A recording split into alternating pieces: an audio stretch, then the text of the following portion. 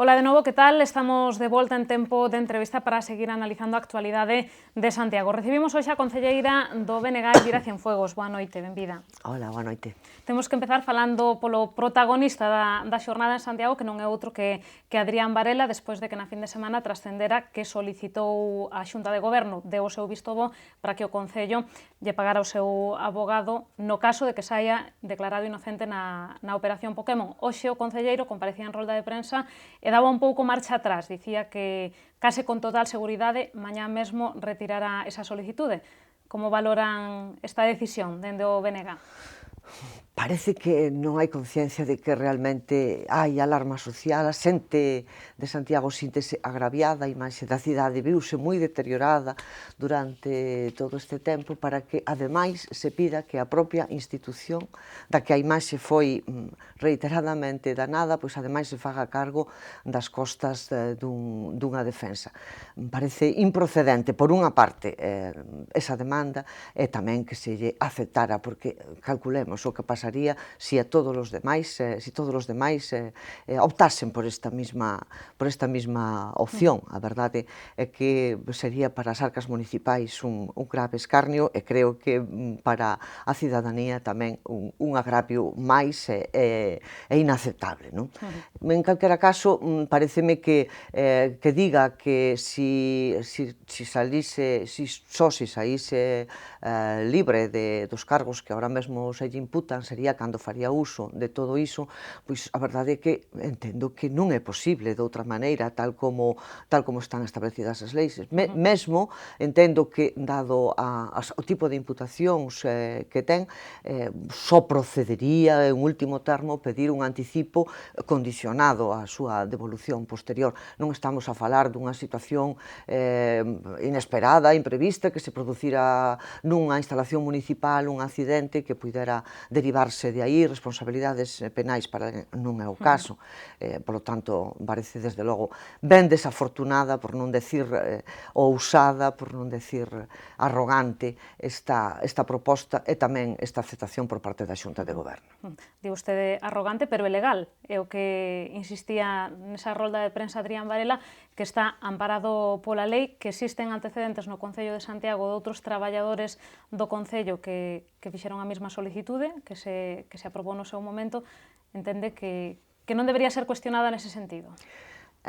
Aos traballadores, si é que é así, eu non o sei exactamente, pero en calquera caso as administracións defenden os seus funcionarios frente a outras cuestións ou por funcións inherentes. Eu antes poñía o exemplo de que se producira un incidente nunha rúa ou que nun proceso de construcción pois se creara unha situación da que resultara alguén ou que se sentise perxudicado, polo tanto a administración o apoiara nese traballo, pero entendo que a marxe da miña ignorancia tamén específica en materia de leis, entendo que está previsto precisamente para eses casos nos que se traballou en función dos intereses da administración, non dos intereses personais, nin de intereses alleos, e daí se pudesen derivar responsabilidades. Eu entendo que a lei permite esa situación nestes casos e entendo que sería así aos que fai referencia de traballadores municipais, que non son cargos públicos, son funcionarios dunha administración, por lo tanto non é exactamente idéntico. En todo caso, tamén existe un informe do secretario do Concello no que avalaba esta decisión. Falaba de cuestións morais. O secretario dicía que hai que ter en conta que os cargos públicos non teñen por que ter diñeiro para asumir estes costes derivados do desenvolvemento da súa labor. É un pouco que explicaba o secretario nese informe. Sí, entender a solidariedade como a da cidadanía con esa persoa, porque a fin de contas é a cidadanía a que está sostendo coas súas aportacións impositivas ás institucións. Entender así a solidariedade non deixa de sorprender cando por parte dos seus compañeiros de goberno municipal non se viu precisamente esa solidariedade e a imaxe de Adrián foi entrando só no no propio xulgado. Por lo tanto, é unha maneira especial de entender a solidariedade. E, por outra parte, o informe fai mención ás normas legais que afectan a iso. A conclusión, eu entendo que non é coherente con eses datos que recolle expresamente no propio informe e que fai mención ás sentenzas para condicións moi concretas que, desde logo, non inclúen eu entendo que non, parece que inclúan este aspecto. Por lo tanto, si dá razóns, pero a conclusión que saca non é a que entendo eu, que se deriva dese tipo de afirmacións, igual que esa mención á solidariedade, sobre todo cando estamos a falar dun cargo público que ten un salario derivado precisamente dese cargo público que se entende que o capacita para poder facer frente a unha defensa. En todo caso, como dicía ao comezo, Adrián Varela dicía nesa rolda de prensa que case con total seguridade mañá mesmo pois pedirá que se paralice ese trámite, non? Dará marcha atrás nesa solicitude que fixo e que foi a Xunta de Goberno o 30 de maio. Dicía que pola trascendencia que tivo todo este asunto era bastante crítico tamén o concelleiro cos medios de comunicación, que ele entende que deron a entender que se lle pagaría de todas o abogado e non só no caso de que se demostrara que é inocente. O certo é que a situación de desapego institucional, a situación de deterioro da imaxe do Concello, a situación de alarma creada entre a cidadanía polo desfile de cargos públicos durante este período, por as dimisións obrigadas de determinados cargos públicos durante este período, as imputacións de todos os demais, pois efectivamente crea unha situación de alarma a que creo que podía ter reflexionado que non cumpría un engadido deste tipo. Polo tanto, entendo que é tarde cando procede a retirar esta proposta que nunca se tería que ter producido. E como valoran dende o BNG a posición do presidente da Xunta, do presidente do PPDG, de Alberto Núñez Feijóo, en todo este asunto? Porque facía declaracións na fin de semana, un pouco dicía que non coñecía os usos e costumes do Concello de Santiago. Bueno, entendese como unha maneira de sair do paso e non contestar e ao mesmo tempo salpicar os demais, porque non obviaba facer mención a PSOE, PP e BNG. A verdade é que é un caso o que estamos a vivir agora, un caso ben excepcional na historia da institución do Concello de Santiago, por lo tanto, podía estar xa informado e poder dar unha opinión a respecto diso, sin ter que facer mención a outras cuestións que entendo que poucas veces se teñen producido e menos pois elexindo por parte de quen ten que defenderse o abogado, a persoa que o vai acompañar e, por lo tanto, sin facer uso dos que o Concello ten a súa disposición para os casos en que a institución se ve inmiscuída en asuntos xudiciais. Bueno, pois de asuntos xudiciais imos seguir falando, deixamos a un lado a Adrián Varela e falamos agora de Bernardino Rama, porque o xoves pasado tiña que pasar polos xulgados de Fontiñas por outro caso, Montebalsa. El dicía que saía totalmente tranquilo despois de prestar declaración durante 50 minutos, consideraba que o deixaba todo aclarado. Como ve o BNG, bueno, pois iso, esta reapertura, entre aspas, do caso Montebalsa, como que creen que pode pasar a raíz da declaración de Bernardino Rama? Pois a verdade é que o que esperamos é que a xustiza actúe rápido e tome decisións prontas en calquera dos casos nos que están inmiscuídos ou cargos públicos ou concelleiros os que afectan realmente a vida pública. Isto era unha cuestión que data de, creo recordar, do ano 2009, se non me equivoco, cando se detecta unha irregularidade no Concello e o Concello pon os datos en comunicación da Fiscalía, posteriormente o PP fai a súa vez denuncia. Ese caso ao que se ve tiña varias partes, unha delas xa tivo xuízo, xa tivo unha sentenza e agora posteriormente reábrese cun auto ao que eu tiven acceso, non así o dos imputacións do Partido Popular, por certo, no que fai mención á insistencia que houbo por parte do Partido Popular en ampliar o tema e chegar a outros aspectos, razón pola que foi chamado chamado a declarar e, bueno, pues, esperemos que a resolución non tarde demasiado porque levaba 4 anos, en calquera caso, dormindo no xulgado, polo tanto, non cabe supoñer que apreciaran cuestións realmente relevantes cando se avanzou no mesmo caso noutros aspectos. Di vostede que leu o auto, o PSOE interpreta que nese texto o xuíz Vázquez Taín é máis crítico mesmo co Partido Popular que co propio Bernardino Rama. Non sei se vostede fai unha lectura semellante. Non sei, tampouco o estudiei, seguramente co mesmo detalle que o fixeron eles, pero realmente advírtese por parte no auto que hai unha intencionalidade por parte do grupo político a respecto de ampliar esa investigación, mesmo sin haber os indicios precisos para as irregularidades constatables nos papéis. Sí que hai mencións neste sentido no auto, non sei se se pode afirmar que máis ou menos, pero en todo caso sí que están recollidas. Fala Bernardino Rama, fala o PSOE de linchamento, non? Cara ao concelleiro socialista que ven xa da súa época no goberno, do que vostede, por certo, tamén formaba parte. Vostede percibía nese momento ese, bueno, pois, o que cualifican dende o Partido Socialista de intento de linchamento e cree que isto ten algo que ver con iso ou non? Porque é algo que, dende logo, dende o goberno, dende o PP, negan rotundamente. Ben, hai datos obxectivos e obxectivables, non, como é as denuncias que se presentaron ou as demandas de crear unha comisión a ese respecto, a insistencia posterior cando se chegou ao goberno, parte das cales están recollidas no propio auto, que poñen de manifesto que sí había un interese en que estivera implicado e que tuvese responsabilidades nese caso. En calquera caso, pois a xustiza determinará se había algunha razón ou non. O que nos chama a atención é que reiteradamente o Partido Popular volve a insistir en que o BNG, xunto co PSOE, non aceptou a creación dunha comisión de investigación sobre o termo.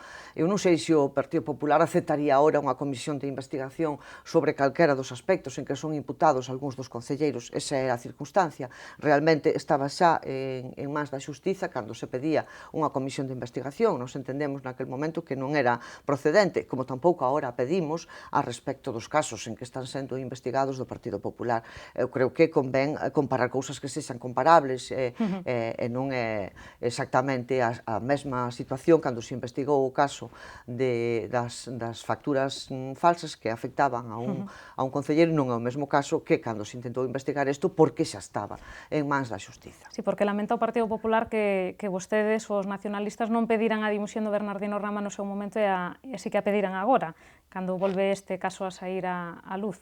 Realmente as circunstancias eu creo que son ben diferentes e neste caso se a pedimos, que é certo que a pedimos, entendemos que hai unha alarma social non só no Concello de Santiago, sino bastante máis lamentablemente a respecto de todo o que ten que ver coa corrupción, a respecto de todo o que ten que ver cos cargos públicos e entendemos que tamén a Bernardino lle temos que aplicar as mesmas normas que nos aplicamos a nos mesmos, que é pois para non danar a imaxe dos grupos políticos, ao que cada quen pertenece, para poder defenderse máis libremente, para non danar as imaxes das institucións por hixiene democrática. En resumo, pois pedimos efectivamente agora a súa dimisión, que non é o mesmo caso que se producía hai 4 anos, e así o debeu de entender a xustiza, porque, insisto, pois eso quedou aparcado durante moito tempo.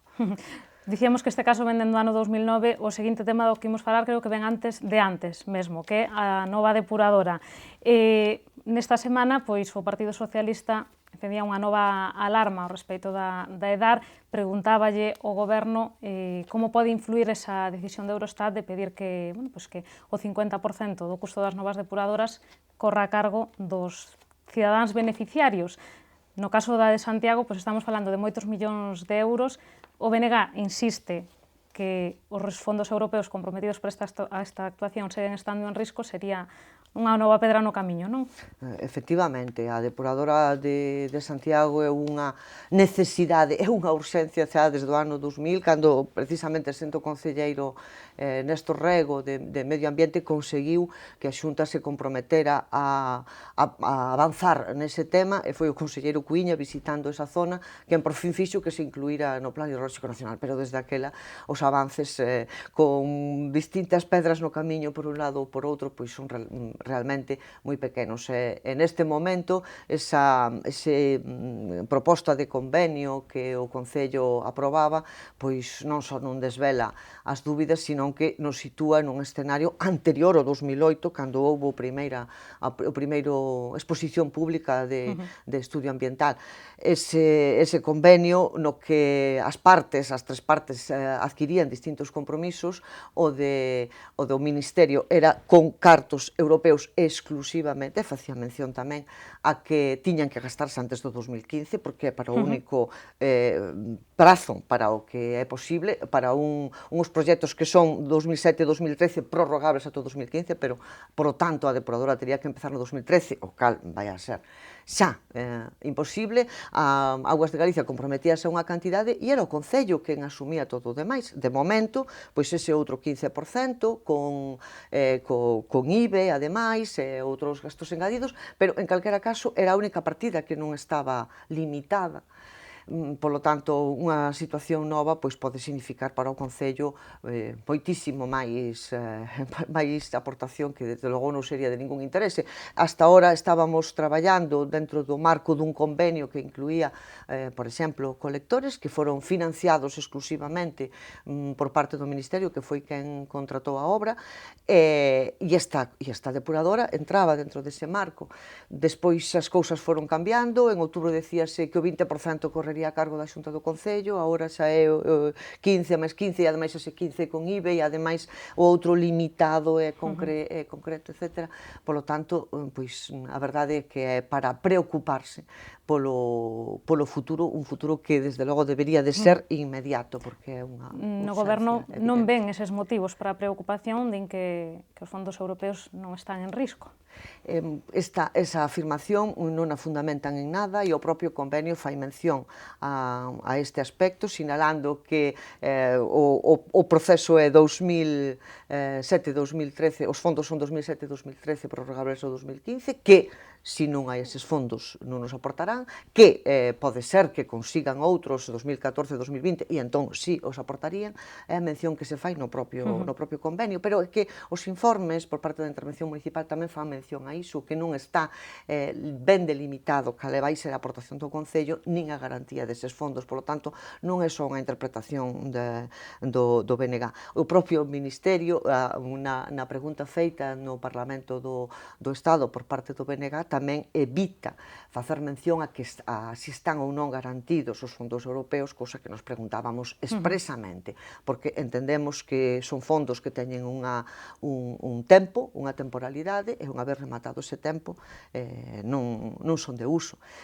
Por tanto, cabe estar preocupados e cabe estar moi alerta respecto desta cuestión, e nós fixémolo así desde o principio. Nos entendíamos que a depuradora tiña que estar no sitio onde tivese menos custo ambiental e menos custo social, e demos unha oportunidade cando en novembro de 2011 o PP prometía que en 6 meses estaríamos no mesmo punto no que estábamos, é dicir, que o retraso sería realmente mínimo. Foron 6 meses, estamos en 18 meses, e non temos siquiera exposición pública o estudio de impacto ambiental, a partir do cal ten que haber unha declaración, a partir do cal pode haber unha licitación. É dicir, que estamos nunha situación pois moi delicada a respecto de que haxa nun período próximo unha nova estación depuradora das augas residuais de Santiago. Se tivera que apostar, que diría que Santiago vai ter nova depuradora ou non?